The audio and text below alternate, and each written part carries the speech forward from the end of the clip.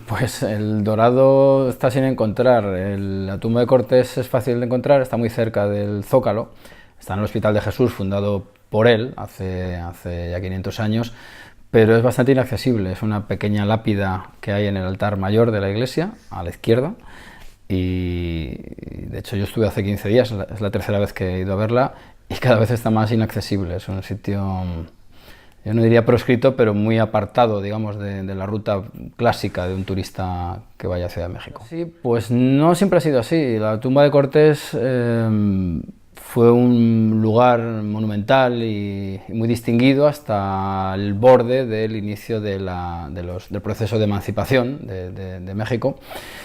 Y luego después pues hubo muchas turbulencias relacionadas con sus restos. De hecho, Lucas Alamán los tuvo que ocultar porque había el interés o la intención de quemarlos para acabar con todo vestigio de Cortés en México. Pero luego después pues, salieron a la luz precisamente con los exiliados españoles en México.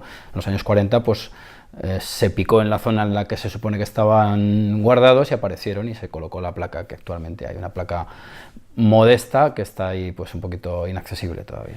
Pues yo creo que sin duda, Cortés cuando conquista, hay que decir la palabra conquista sin ningún tipo de complejos, el Imperio Mexica, se convierte en un personaje efectivamente universal, con un eco en toda Europa, mantiene su prestigio durante todo el virreinato, aun cuando la revolución encabezada por su hijo pues mermó quizá parte de su gloria, pero se mantuvo, digamos, como gran héroe de carácter universal, de carácter también católico, por supuesto, pero es precisamente en finales del 18, principios del 19, con esta transformación del Imperio Español en una serie de naciones independientes, cuando empieza a ser cuestionado pues, en una historia que debe reescribirse en México y en la cual pues, adopta unos perfiles negrolegendarios mucho más claros, y hoy todavía pues, los mantiene en ciertos ámbitos.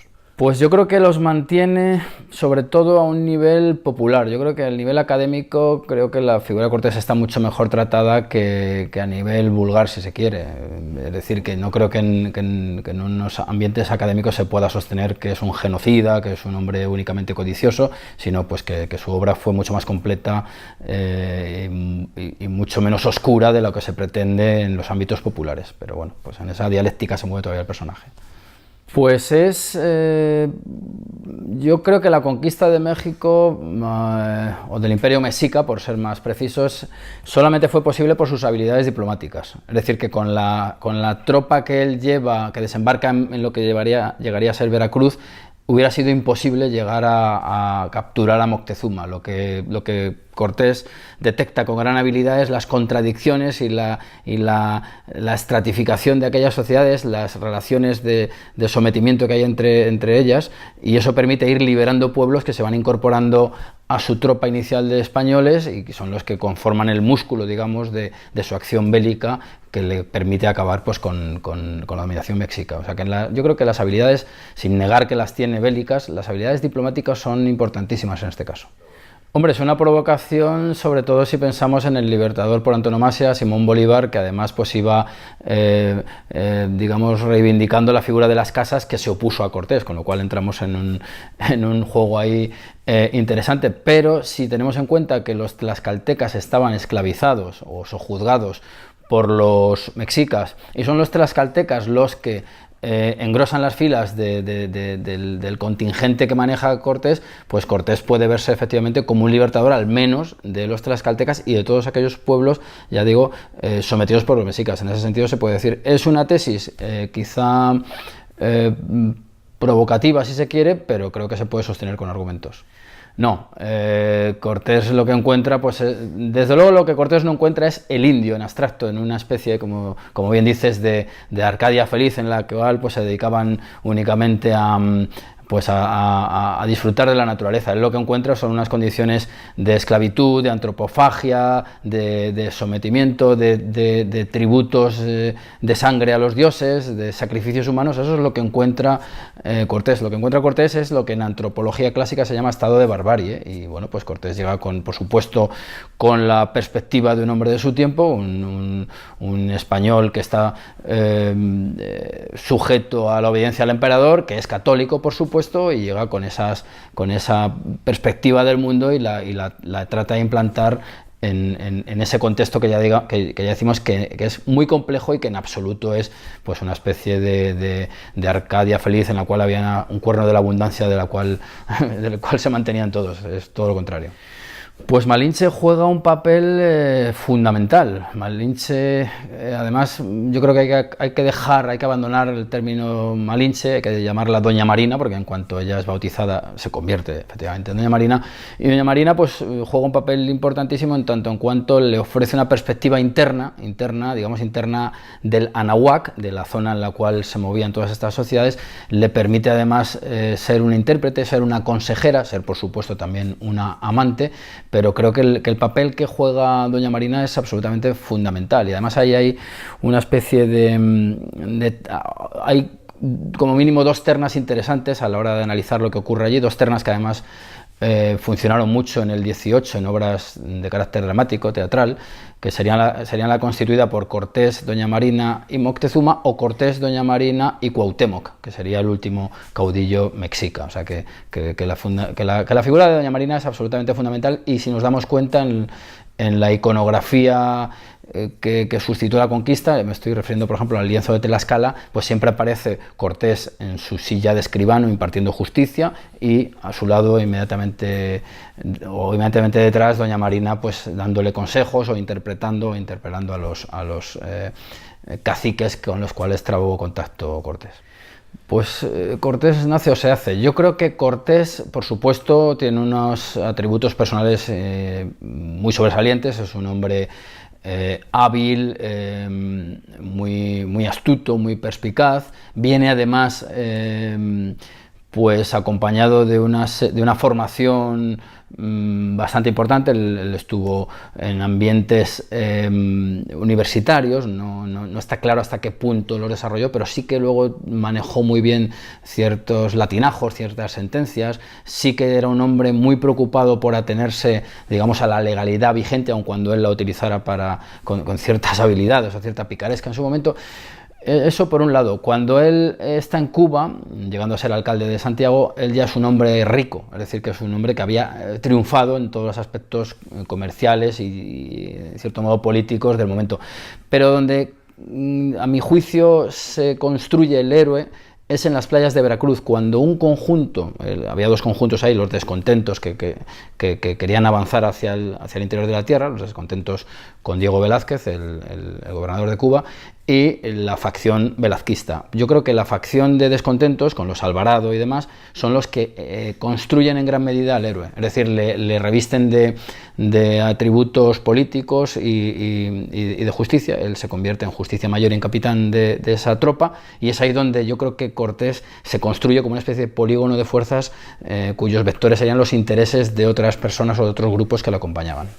Vidas paralelas han establecido con muchos personajes históricos. Con el que más se ha comparado a Cortés es con Julio César, por motivos además casi inmediatos. Cortés escribió las cartas de relación y Julio César había escrito la Guerra de las Galias, hablando de su acción en todo ese territorio.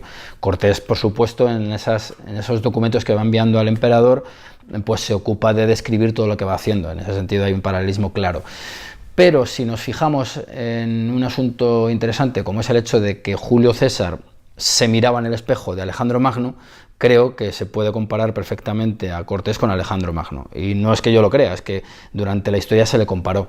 Sería una especie de segundo Alejandro o un nuevo Alejandro, que en ese sentido, pues desde la perspectiva española, de aires católicos, pues sería un Alejandro que además implantaría la religión católica en esos territorios. O sea, sería un hombre doblemente civilizador, no solamente en el aspecto político, fundador de ciudades, integrador de otras sociedades, como había hecho también Alejandro, sino que abriría el camino para la propagación del catolicismo en esa tierra dominada pues por la superstición y el paganismo, si queremos utilizar las categorías de la época. O sea que como mínimo se le puede comparar con Julio César, como digo, pero también con Alejandro, lo cual no impide que se le haya comparado pues, con otros, pues, con Bernardo del Carpio, con el Cid, con héroes españoles, incluso con otros como Aníbal, con Agatocles en su momento por el hecho de la quema de las naves. Es decir, que Cortés precisamente su mitificación iba aparejada a la comparación o a la transmisión de atributos de otros héroes clásicos. Pues a mí sí, a mí me parece que el indigenismo, digamos que es el cauce por el cual se mantiene o se desarrolla todavía o mantiene su vigencia la leyenda negra, ¿eh? Aunque cierto es que es un cauce muy antiguo.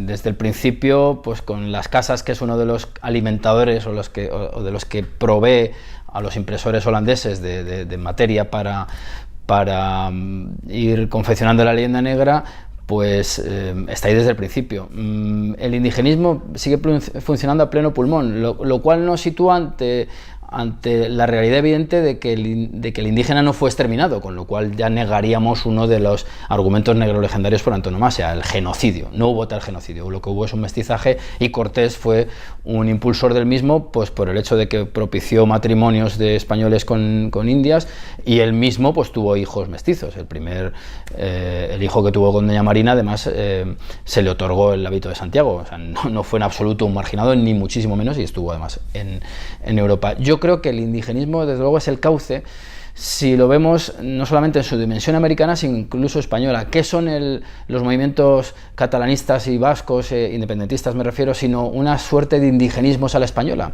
buscando unas esencias previas a esa especie de superestructura, si lo catalogan ellos, que habría sido la propia existencia de la nación española, y no digamos el imperio. Lo que pasa es que, claro, el problema que tienen estas visiones negrolegendarias es que su encaje con la realidad y los hechos históricos es complejo, porque ¿quiénes sino catalanes, vascos y castellanos y andaluces fueron los que fueron construyendo toda aquella realidad llamada Imperio Español? En fin, es imposible desligarlos de ese proceso histórico de siglos, y que además, como tú decías, ha configurado al propio México. México tiene mucho más del virreinato de Nueva España que de la situación previa. O sea, México, desde luego, lo que no es una especie de transformación de una realidad constituida por tlaxcaltecas, chichimecas, mexicas. Es otra cosa, y esa otra cosa pues no es exactamente el virreinato, pero sí está más emparentado con el virreinato que con lo que anteriormente existía. Y en ese sentido, pues pienso que Cortés es el que desbroza y empieza a abrir los cimientos de lo que luego se constituiría como el México actual. Desde nuestra perspectiva, además, combatimos la idea de la decadencia del imperio. Lo que entendemos es que hay una transformación que daría realización a los planes iniciales, cuando en la controversia de Valladolid se plantea qué hacer con la conquista, continuar o paralizarla. Y a la conclusión a la que se llega es que, y eso son tesis de Sepúlveda y en fin, de los escolásticos de la época, a lo que se llega es a lo siguiente, abreviando muchísimo. Estas sociedades están en una especie de minoría de edad, elevémoslas y luego podrán pues, manejarse de una forma más o menos autónoma. En realidad eso también es lo que ocurrió, y pienso que esta versión, que no es en absoluto la búsqueda de edulcorar lo que ha ocurrido, nos permite alejarnos pues, precisamente de esa visión oscura que nos paraliza y que crea barreras internas entre pues, naciones hermanas, y producto de aquella transformación serían tanto los Estados Unidos mexicanos como la España actual.